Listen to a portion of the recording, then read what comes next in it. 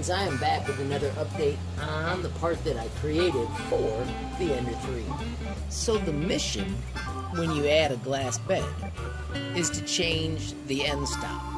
And most people simply loosen these screws and raise this up. I did not want to adjust my stock settings though, because if I ever want to switch back to the Ender build surface, which is pretty good, I wanted to be able to do it instantly. So I created this little part that snaps over the screws. And I'm showing you this video because I finally have one where it actually snaps on.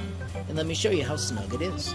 So if we do a close-up of the part, all it is built in Tinkercad.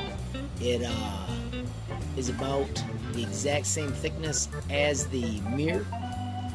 And then you simply slide it over the edges and it snaps in, and now it's so firm that it doesn't wiggle. Many of the ones that you'll see on the earlier videos, they were not even close to that snug. But now it is snug as a bug, and when it comes down, same size as the mirror, it hits this end stop, and that way it doesn't collide. If you are interested in the part, you can find it in the link below where it'll be on Thingiverse. You may have noticed that my glass now fits. I just simply replaced the glass mirror with one that was the exact right size.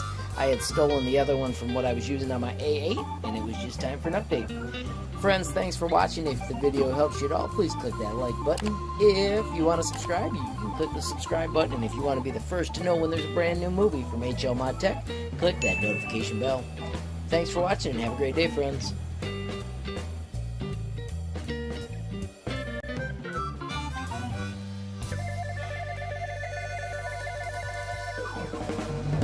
Creality.